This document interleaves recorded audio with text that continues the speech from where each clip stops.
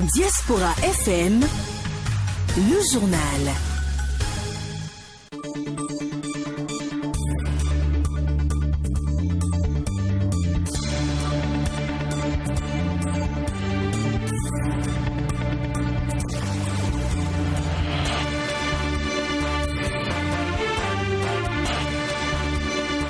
Lundi 20 septembre. Mesdames et messieurs, bonsoir. Voici le sommet de ce journal. Après plusieurs semaines de vacances, enseignants, élèves et écoliers ont repris le chemin des classes ce matin. Une délégation du gouvernement s'est rendue dans la commune d'Abomey-Calavi pour lancer officiellement la rentrée scolaire 2021-2022 à l'école primaire publique de Togoudou. Convoqué une nouvelle fois par la police dans l'affaire d'expropriation dite 39 hectares dans la commune d'Abomey-Calavi, l'ancien ministre de la décentralisation, Barnabé Dassigli, n'a pas répondu à la convocation. Au moins 8 personnes ont été tuées, plusieurs autres blessées ce matin par un homme qui a ouvert le feu dans l'enceinte de l'université de Perm à l'est de la Russie. Voilà l'essentiel à développer. Les détails, c'est tout de suite. Aristide Sétien. Bienvenue à tous et à toutes.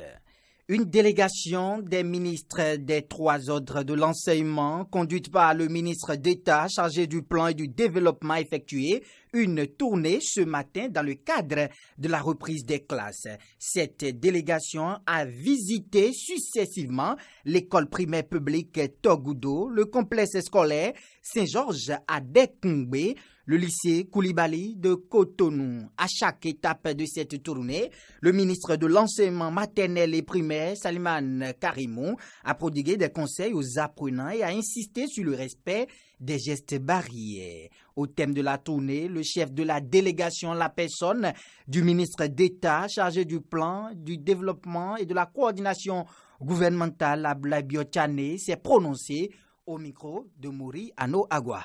Nous sommes venus, 3 ministres chargés de l'éducation et moi-même, constater l'effectivité de la rentrée. Et effectivement, c'est avec beaucoup de satisfaction que nous avons pu constater aussi bien à Calavi qu'à Cotonou que la rentrée est effective. Les élèves sont là. On a vu même des classes relativement pleines. C'est donc avec enthousiasme que beaucoup de jeunes apprenants sont revenus dans leurs établissements scolaires. Nous avons pu, la semaine dernière, avec les syndicats, examiner les conditions de préparation de la rentrée. Et c'est donc une confirmation pour nous de constater que toutes les conditions mises en place par le gouvernement en faveur des apprenants, en faveur des établissements, en faveur des enseignants, ont pu permettre cette bonne rentrée. Cette descente est importante. L'année dernière, nous avons des résultats spectaculaires et nous voulons nous assurer que ces résultats ne sont feu de paille et qu'ils traduisent les mesures qui ont été mises en place par le gouvernement en faveur du système scolaire, en faveur de l'éducation dans notre pays. Nous investissons beaucoup dans cette éducation. Le gouvernement a engagé des réformes très importantes, notamment dans la stratégie sur la formation professionnelle et scientifique. Et donc, je viens avec les ministres constater que tout ça est en train de prendre corps et que nous allons probablement, en tout cas nous l'espérons, avoir à la fin de cette année scolaire des résultats aussi bons que l'année dernière. À la veille de cette rentrée, le ministre de l'enseignement maternel et primaire, Salimane Karimou, a adressé un message à tous les acteurs du monde éducatif. Suivons ici un extrait de sa déclaration.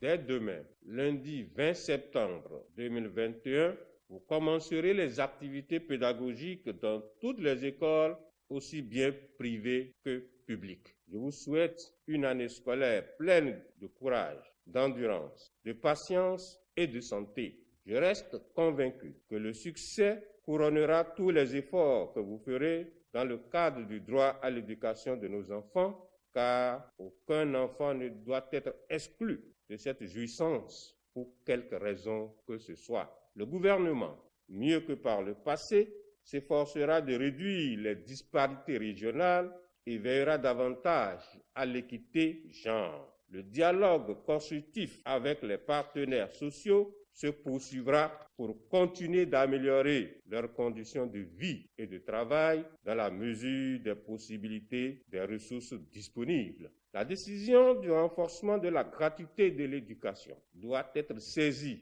par tous les acteurs de l'école afin que l'objectif d'une éducation universelle de qualité auquel le Bénin a souscrit soit atteint et maintenu.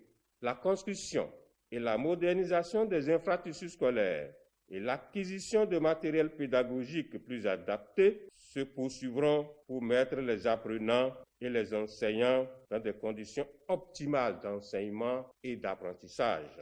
Le programme des cantines scolaires se densifiera pour couvrir toutes les zones critiques avec sa généralisation sur toute l'étendue du territoire national. À mes chères enseignantes et enseignants, je sais d'ores et déjà, comme par le passé, compter sur votre abnégation et votre souci permanent de développer les compétences et surtout de comprendre que le temps scolaire n'est pas une denrée sur laquelle on agirait à volonté sans porter un coup néfaste à la qualité du processus enseignement, apprentissage, évaluation. À 24 heures de la reprise des classes, le parti Union démocratique pour un Bénin nouveau a adressé un message à tous les acteurs de l'éducation. Écoutons un extrait du message lu par la présidente du comité de gestion du parti UDBN, Anastasie Obachabi Maforika. Dès ce lundi 20 septembre 2021, l'école béninoise rouvre ses portes. Nos enfants, écoliers, élèves et étudiants reprennent les activités pédagogiques pour le compte de l'année scolaire et académique 2021-2022. En ces moments de grandes émotions et préoccupations pour apprenants et parents d'élèves, nous tenons à leur souhaiter une très bonne rentrée scolaire et académique. Chers apprenants, votre retour en milieu scolaire et académique n'aura de sens que si vous vous concentrez sur le seul objectif pour lequel vos parents vous ont envoyé à l'école, les études, rien que les études. Pensez aux lourds investissements consentis par vos parents qui ne vous veulent qu'un meilleur avenir. Vous gagnez tout à éviter de tomber dans les déviances aux conséquences lourdes telles que les grossesses précoces, la destruction de votre santé par la consommation des stupéfiants, les conflits avec la loi du fait des violences entre apprenants. Aux filles en particulier, nous disons de prendre le courage de dénoncer tous ceux qui tenteront de les soumettre à des actes de harcèlement sous quelque forme que ce soit. Aux parents, nous souhaitons beaucoup de courage car préparer la rentrée des enfants implique des investissements financiers et psychologiques énormes. Dans un contexte d'évolution bien inquiétante de la pandémie de Covid-19, nous vous exhortons à prendre toutes les dispositions pour l'observance par vos enfants des mesures barrières et autres recommandations des autorités gouvernementales dans la gestion de cette crise. C'est le lieu de dire au nom du parti Union démocratique pour un Bénin nouveau, UDBN, un grand merci à son Excellence M. Patrice Guillaume Athanase Talon, président de la République et son gouvernement, pour toutes les mesures prises afin d'offrir aux acteurs du système éducatif une bonne rentrée scolaire. Nous exprimons également notre gratitude à l'endroit des partenaires sociaux qui sont restés dans la bonne dynamique de dialogue en vue d'une année scolaire apaisée. Une fois encore, excellente rentrée scolaire et académique à tous les acteurs de l'école béninoise. L'ancien ministre de la décentralisation et de la gouvernance locale est à nouveau convoqué dans le dossier 39 hectares. Il avait été déjà écouté par la Cour de répression des infractions économiques et du terrorisme CRIET en tant que sachant. Mais cette fois-ci, il a été convoqué par la police après les révélations d'une nouvelle accusée récemment arrêtée. L'ex-ministre n'a pas répondu à la convocation. Il serait même hors du pays. Le 23 mai dernier, le chef de l'État, Patrice Athanase Guillaume Talon, accédait au pouvoir pour son second mandat. Après 100 jours de gestion du pays, le porte-parole du gouvernement a fait le bilan il y a quelques jours. Quelques citoyens interrogés nous livrent leurs impressions. Ils sont au micro de Dokas Awangan. Moi, je pense que tel que le président l'a dit, il a bien commencé. Et je vais donner pour exemple la surprise qui a été faite hier à ceux qui ont été délogés des sites en cours de réhabilitation le long de la route des pêches. Il y en a qui ont reçu 5 millions avec une parcelle, d'autres 3 millions avec une parcelle. Ça, le hautement social, ça passe par là. Et pour aider les Béninois à sortir de la précarité, le président de la République n'a pas besoin de passer de ménage en ménage pour partager de l'argent. Vous voyez aujourd'hui la pandémie de Covid-19 qui sévit partout. Pour atténuer la crise, les opérateurs économiques ont été appuyés par le gouvernement. Il a promis lors de passation de charge que cette fois-ci ce mandat de 5 ans serait hautement social. Mais les Béninois attendent beaucoup, comme ceux du Bénin profond qui attendent toujours. Bon, c'est vrai que le pouvoir entre les promesses électorales et les réalités du haut pouvoir, il y a un grand fossé. La gestion du pays, bon, je constate quand même qu'il y a l'asphaltage qui prend encore, il y a les routes qui sont tracées, bon, ça donne une visibilité quand même à la ville économique Cotonou.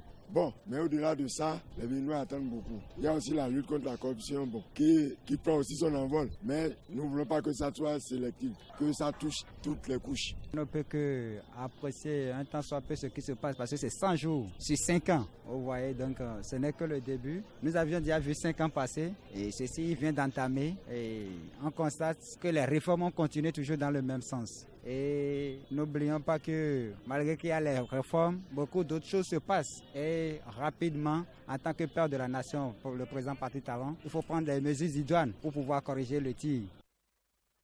Cette édition se poursuit. 4 personnes accusées de trafic de carnets de vaccination sont en garde à vue depuis jeudi.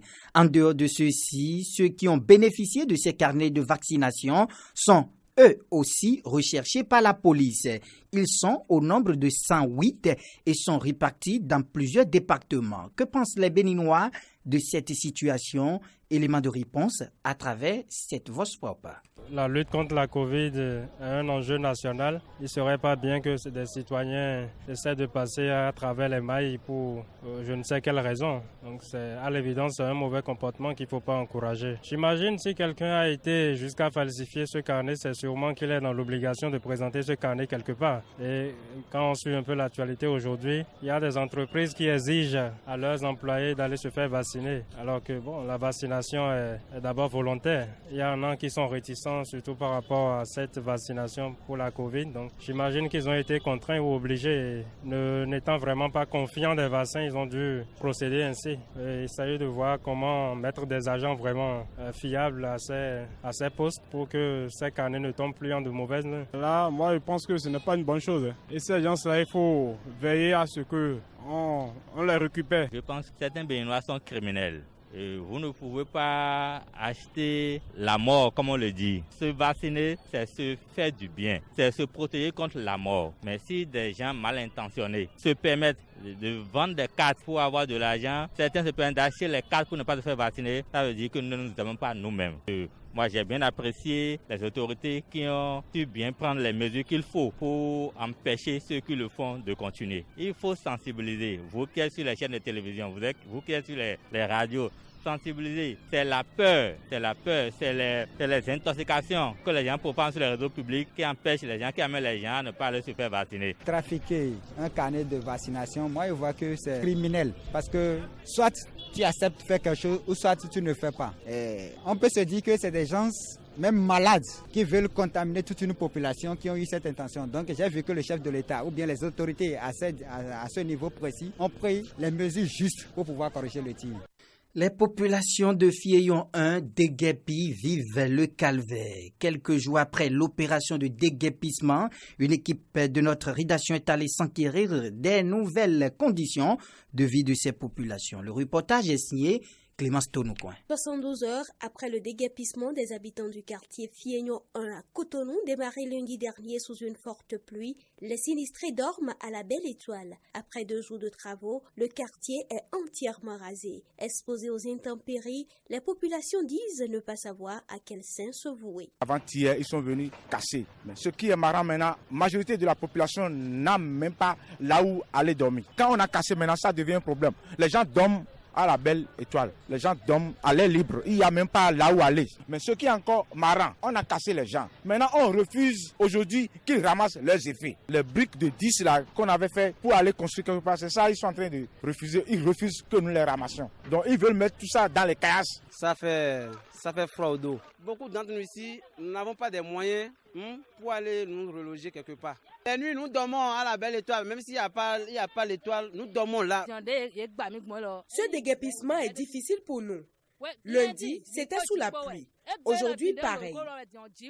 En dehors de ces difficultés, les populations déplorent la saisie de certains de leurs matériaux de construction. Elles plaident pour la restitution des objets saisis et pour leur relogement. Le déguerpissement, on a déjà consommé, on a accepté. Mais laissez-nous le temps de ramasser. Au moins aujourd'hui et demain, on peut ramasser tout. Que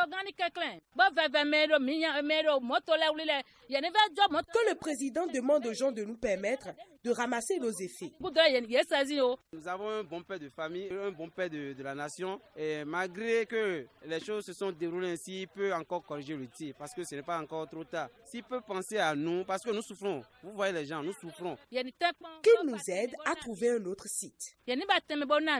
Le Conseil des ministres de ce mercredi 15 septembre s'est penché sur la question de relogement de ces populations. Il a été décidé un décaissement d'environ 3,5 milliards de francs CFA pour le relogement et l'accompagnement social des sinistrés de Fiegnon 1 et Hulakodji. Les nouvelles africaines et internationales. 4 figures de la mobilisation contre un 3e mandat de l'ancien président Alpha Condé ont reçu un accueil triomphal samedi dans les rues de Conakry. Ils souhaitent désormais accompagner un processus de transition démocratique. Au Mali, le chef de la junte militaire a fait adopter 2 lois d'amnistie qui le protègent contre d'éventuelles poursuites judiciaires après ces 2 coups d'État en 9 mois.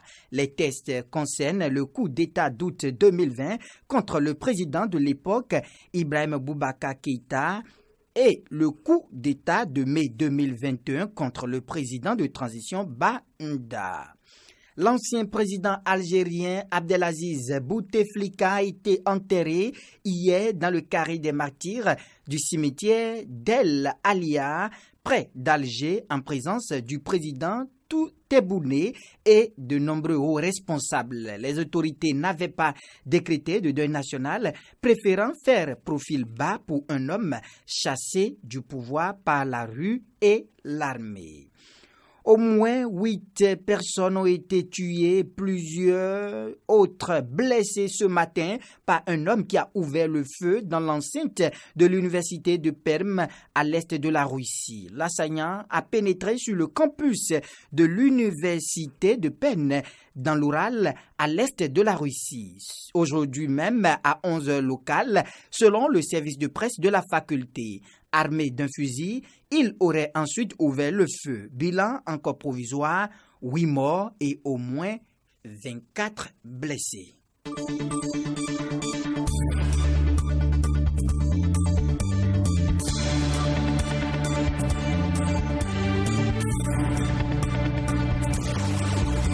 C'est la fin de cette édition. Merci infiniment de l'avoir suivi. Mise en onde de Didier Guédou, chef d'édition Albéric Dochamou, présentation Aristide Setti. Mais avant de partir, retenez cette citation de Victor Hugo. Celui qui ouvre une porte d'école ferme une prison. On se retrouve dans 10 minutes pour votre émission Réagissons à l'actualité. N'oubliez surtout pas de vous laver les mains à l'eau et au savon.